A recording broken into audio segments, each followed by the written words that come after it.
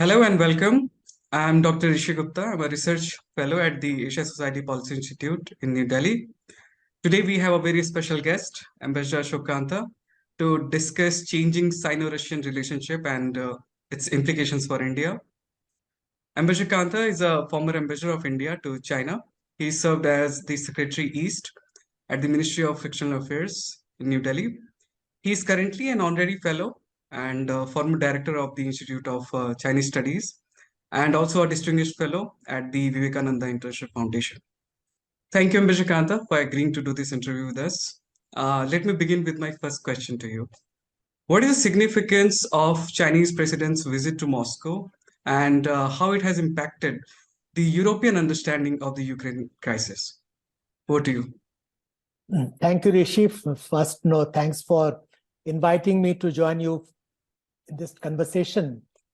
President Xi Jinping's visit to Moscow last month, it was a very important visit in the sense that this was his first overseas visit after starting his third tenure as the president of the PRC.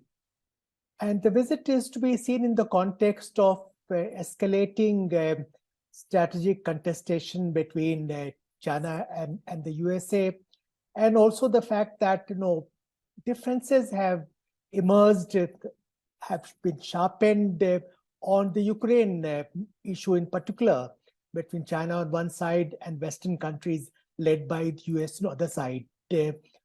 China increasingly believes that the West led by USA is trying to contain it. And in fact, this was stated quite categorically by Xi Jinping at the recently concluded 2 sessions of NPC and CPPCC, when he stated that Western countries led by the US have implemented all-round containment and suppression of China, which has brought unprecedented severe challenges to the country's development.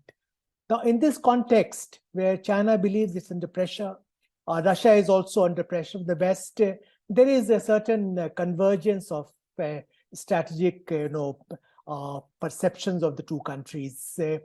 And the primary message that was conveyed during Xi Jinping's visit to Moscow was that it is not distancing itself from Russia, notwithstanding concerns expressed by USA and European countries, and that, in fact, it is doubling down on its strategic alignment with Russia. I think this message came across very clearly also towards the end of Xi Jinping's visit, when she was heard as saying to Putin, change is coming that hasn't happened in 100 years, and we are driving this change together. In response, Putin replies, I agree. This, in a way, illustrates the fact that today, for different reasons, Russia and China need each other. Now, among the European countries and USA, there are clear concerns and anxieties about the policies China is pursuing, including with regard to the Russian invasion of Ukraine. But China would like to sort of reassure European countries to some extent, but it's doing that without in any way diluting its strategic linkages with Russia.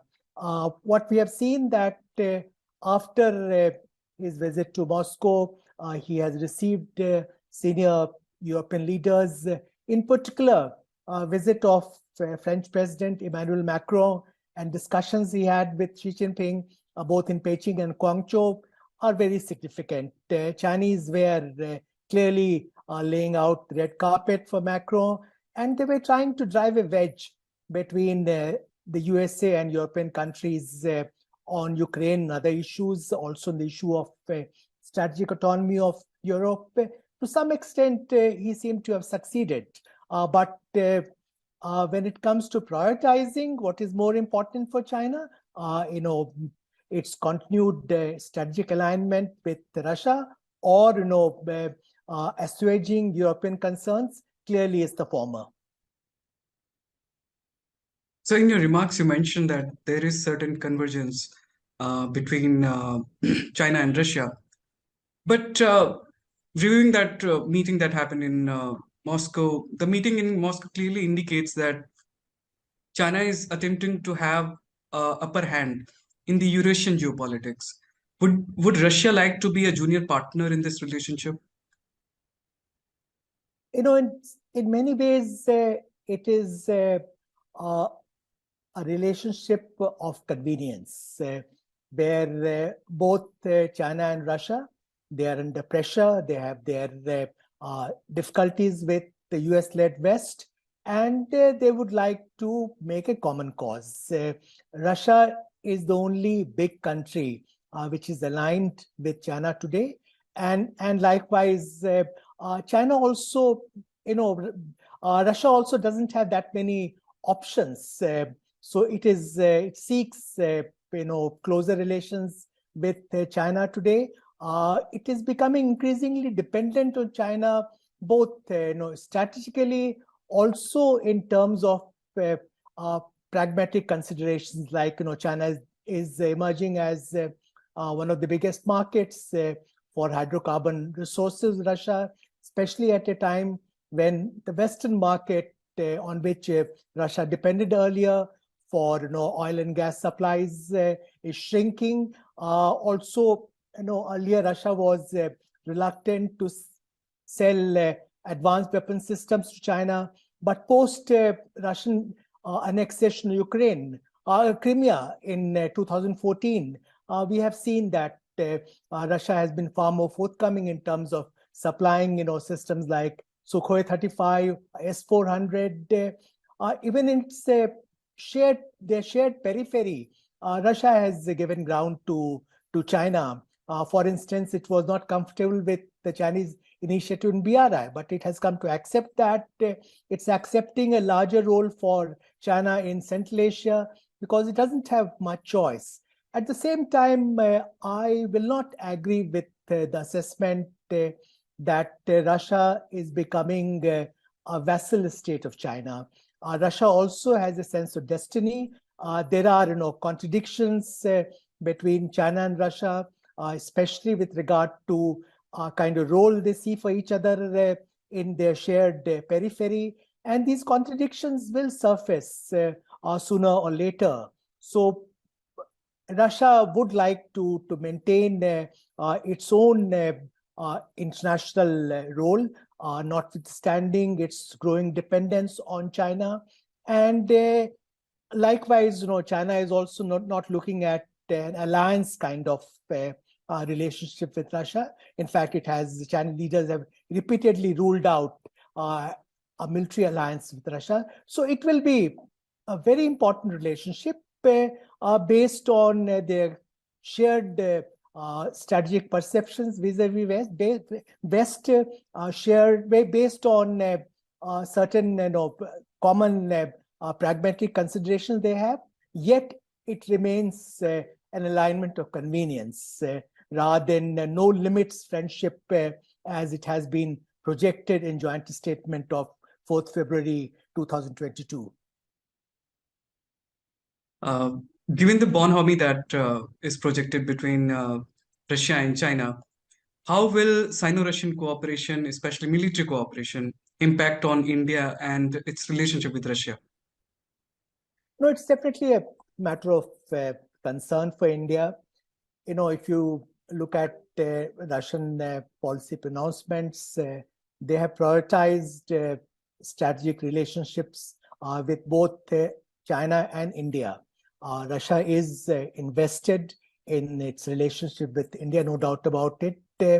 But today, perhaps Russia needs China more than India, both because of China's strategic economic heft, and also because China is playing a more important role for Russia in dealing with the strategic challenge it is facing vis-a-vis the US-led West. For instance, on the question of Russian invasion of Ukraine, while both India and China have not condemned the Russian action. China has echoed or parroted the Russian narrative on Ukraine, whereas India has not been apologist for Russian action. In fact, there are concerns in India about Russian action. At the same time, India has a long-standing relationship with Russia in various areas, including in the areas of defense collaboration. And at present, India is also sourcing oil from Russia.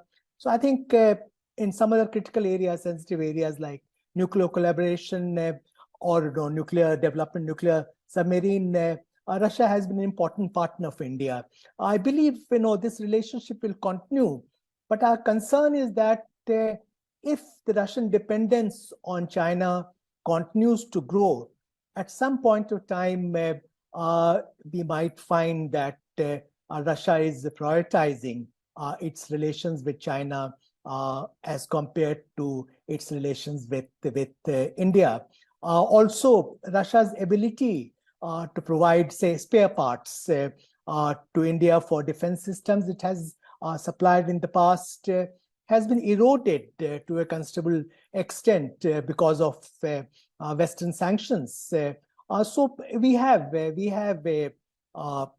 difficult situation where we would like to maintain our relations with Russia. At the same time, there are definite concerns in India about Russia's growing dependence on China. Many important points to take note of. Coming to this part of the world, where at the recently held SCO Defense Ministers meeting, India made it clear that China's violation of previous border agreements has made it difficult for India to pursue normal bilateral relationship with China. Now, given the situation, the Chinese analysts are also accusing India of violating agreements on maintaining peace and tranquility on the border. So, how do you see it? What's your assessment, sir? Rishi, if you look at readouts from India and China on the meeting Defense Minister Mr. Rajnath Singh had with the State Councillor and Minister of National Defense of China, General Shangfu, on 27th April on the margins of the SCO Defense Ministers meeting. Two sides have very different perspectives on where we stand today in relations, how to deal with the boundary question, and how to move towards normalization relations. The press release issued by Indian side made it very clear that our defense minister conveyed categorically to the Chinese defense minister that development of bilateral relation with India and China will be contingent on restoration of peace and tranquility in border areas, and that violation of existing agreements by China has eroded the entire basis of bilateral relations between the two countries. On the other hand, the readout from the Chinese side mentioned that situation along India-China borders are generally stable, which is very different from our perception. Our External Affairs Minister has described the situation border areas is extremely fragile rather than being stable.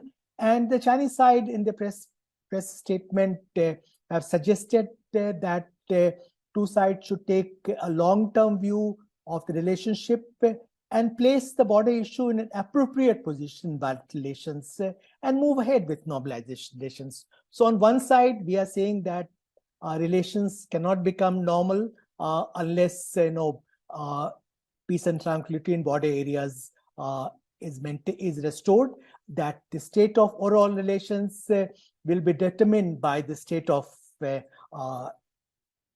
borders. But Chinese side are saying that borders are already peaceful, already stable. So let's move on with normalization relations. Chinese contention that India has changed the status quo or violated peace and tranquility in border areas is without any foundation. India has been scrupulously adhering to 5 agreements which have been signed between the two countries since 1993. It's China which has violated those agreements in a very substantive and fundamental manner. It has tried to change the status quo in different areas at multiple locations. It has inducted a large number of troops, again, inexplicably in violation of existing agreements.